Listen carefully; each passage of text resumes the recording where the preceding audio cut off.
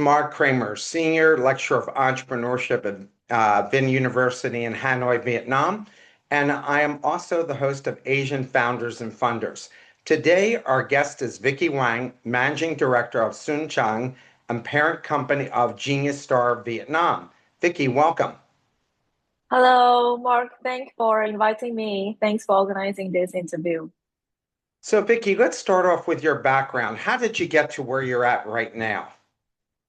Since I was young, I was always want to be an entrepreneur. I want to do something from the scratch, and throughout the life journeys that the universe put me on path of being the real entrepreneur and leading a team. So that's why I'm here. And so, why did you start your company, Sun Chang, and of course, Genius Star? It all started by since 2017, I started a venture in Vietnam, Hanoi. So I was in the tourism industry. From since then, I've been building a network of friends in Vietnam. So it slowly evolved after COVID that I get into the education industry. And since young, I want to do something more impactful to the society. And I definitely believe that education is one of the industry is going to, is to help the next generation. And what we are doing right now is to help the young teenagers to create their business profile, business knowledge, as well as build their academic profile before they enter into university. There's a lot of players in this space. Why did you get into the education field? Because every week I meet a new educational company in Vietnam.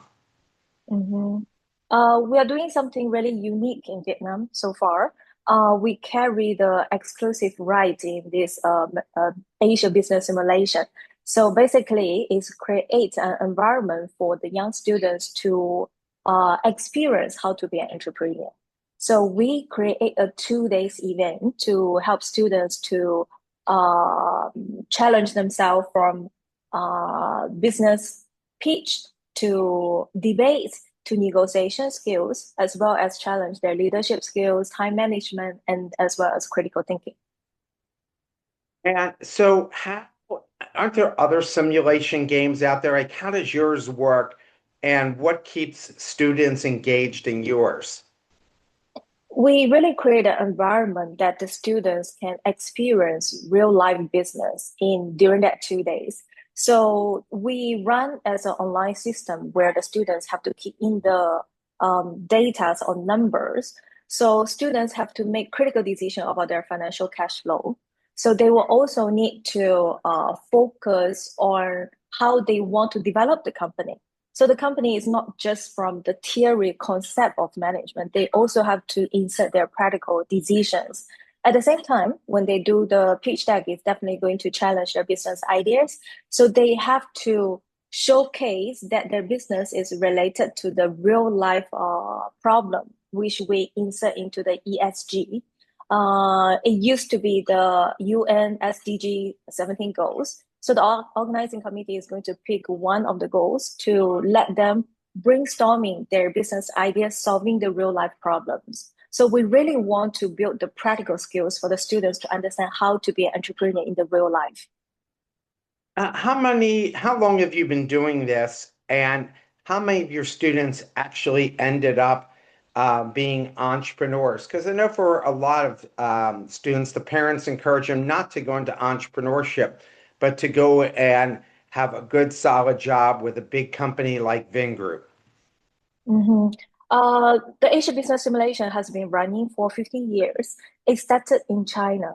So right after COVID, we start to expand to Vietnam. So it only have 2 years experience, but we received a huge positive impact and then feedback from the parents that for the past 2 years. Last year, we accumulate nearly 1,000 students who already participate in the ABS in Vietnam.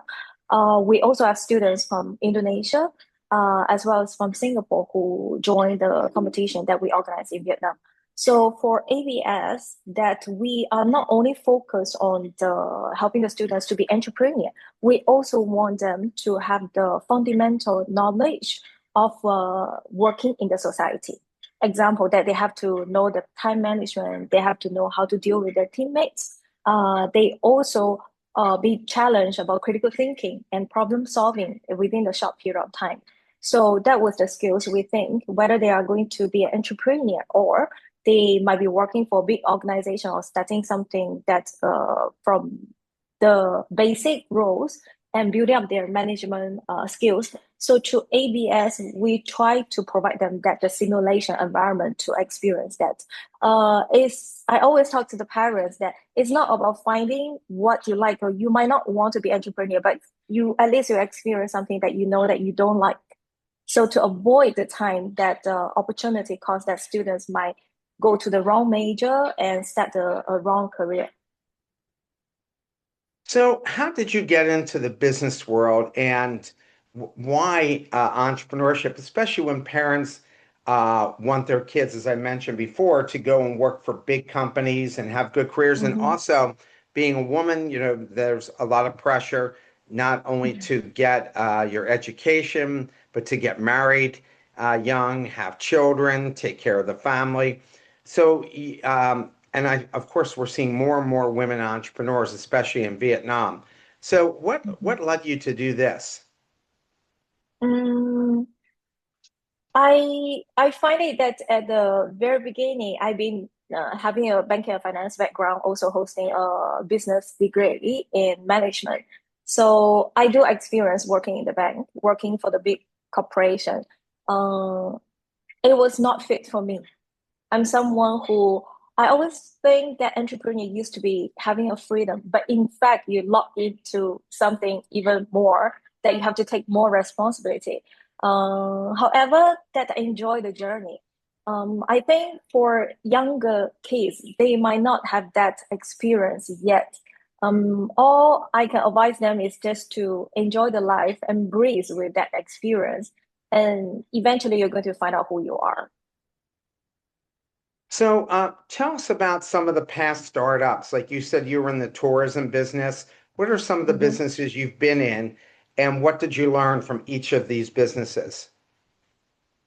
From the tourism business, which I started in Vietnam in 2017, from a one-man show to lead to a small group less than 10 people, we basically helping Vietnamese to get their Chinese visa. So we provide the service. In the service industry, it's different that the customer come to you first, then you provide the service, and then form that business.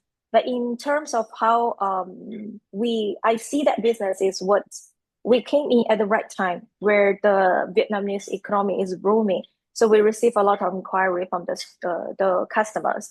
And then where during the COVID time, we just realized there's no tourism at all. So people are not traveling. So I have to shift it to another startup, which I invested into a crypto related startup. It's basically tokenized land into cryptocurrency so people can trade about it.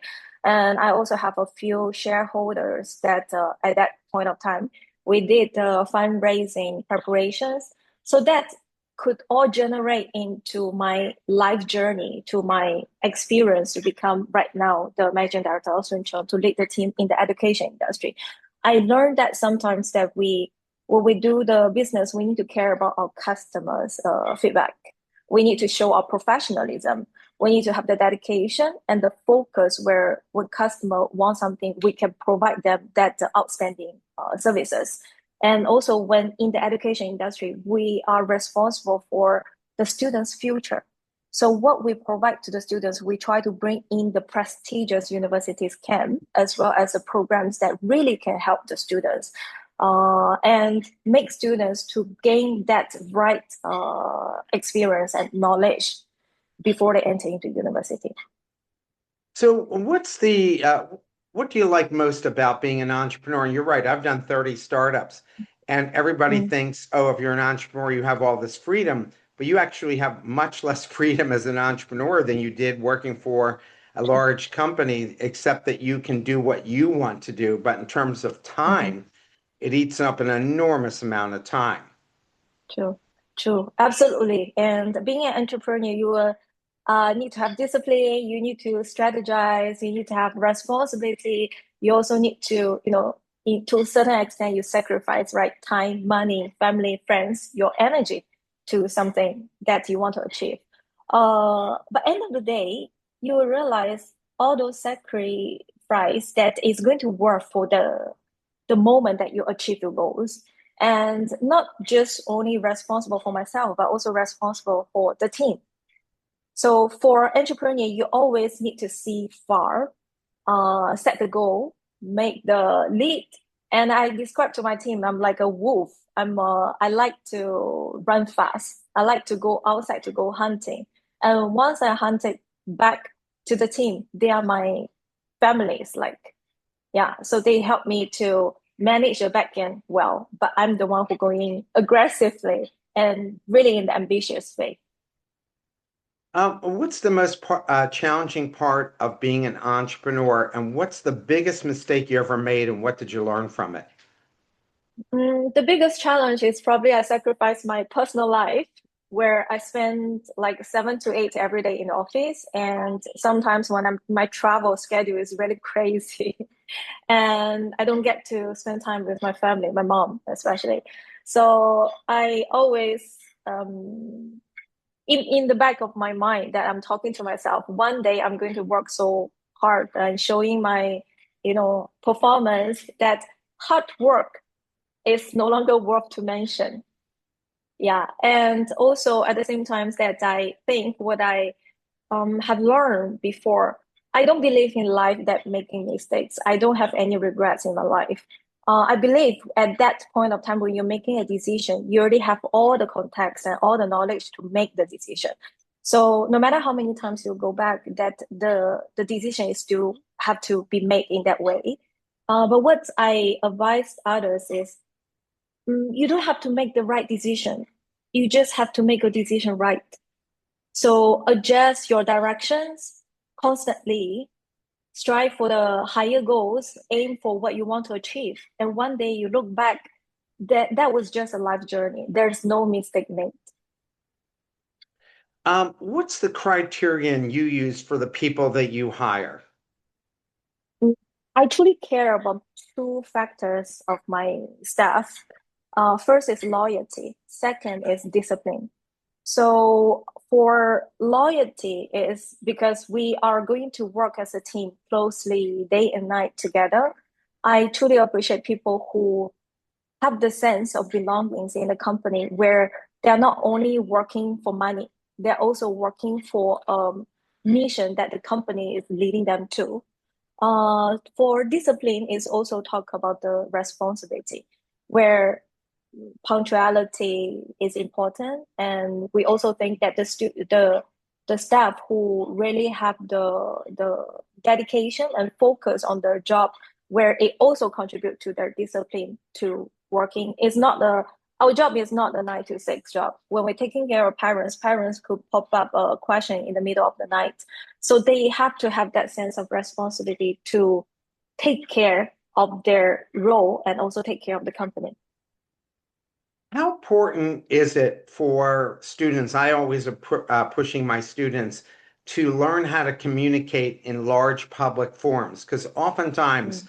high school students and even freshmen in college, when you call on them to talk, they look the other way. And I tell them that today you are now competing not just against people worldwide, but you're competing against the machine.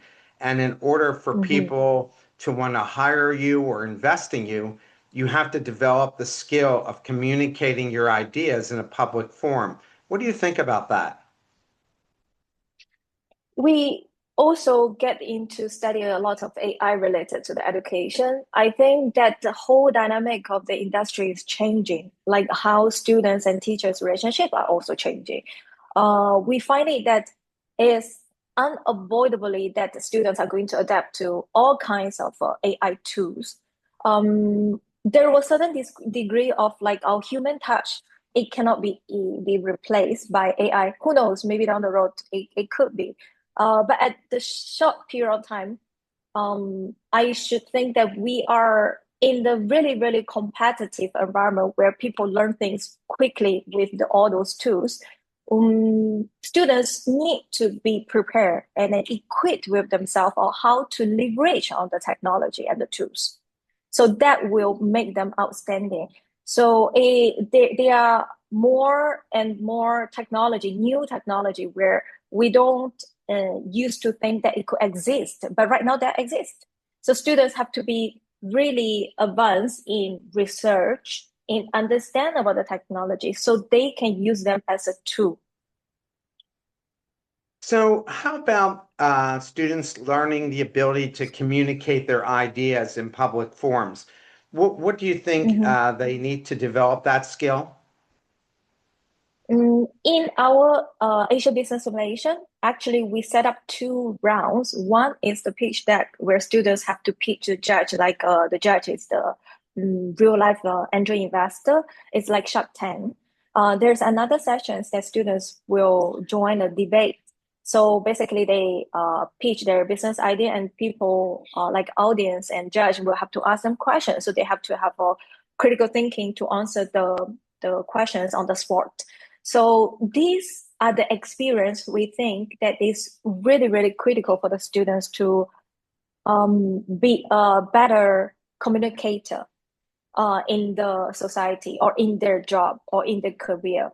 So to pass their information as to the way of how they communicate, how they present themselves is an important skill that they have to train to life experience, to different circumstances, to opportunities where they will be practice their way of a speech.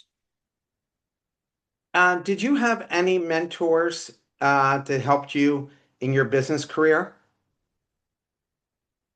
Mm, I used to have a mentor for my older business, and unfortunately, that last year he passed away.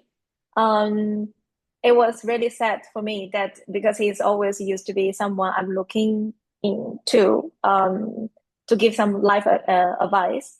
But I believe that this is also a life journey, is that we cannot stop life being aging. We cannot stop that we're all going to get old. People might lose, people might come.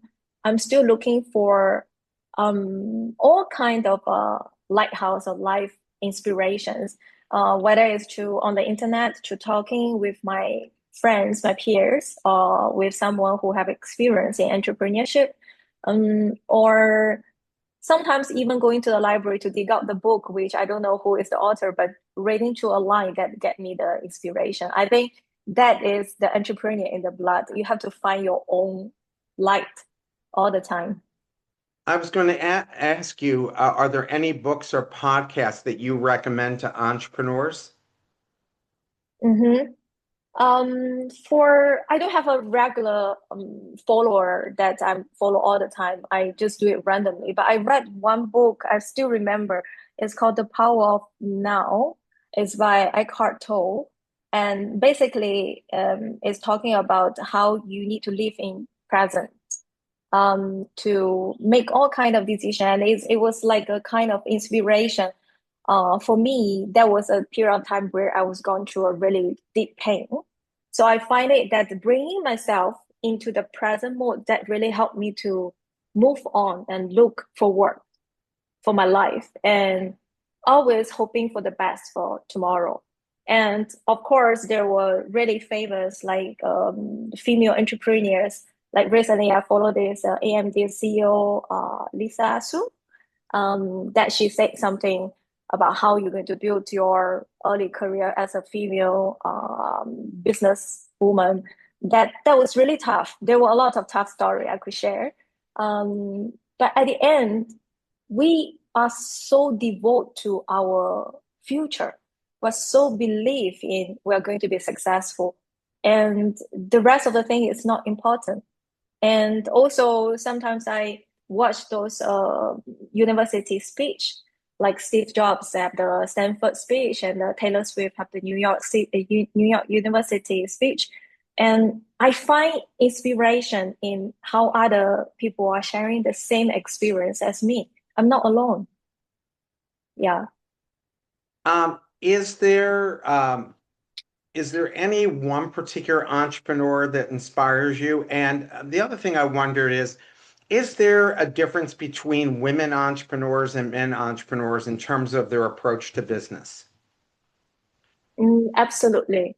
My experience was there was circumstance that I went into a meeting with a full of male, and the way they talk, they just ignore you or they just underestimate my power until I show my capability.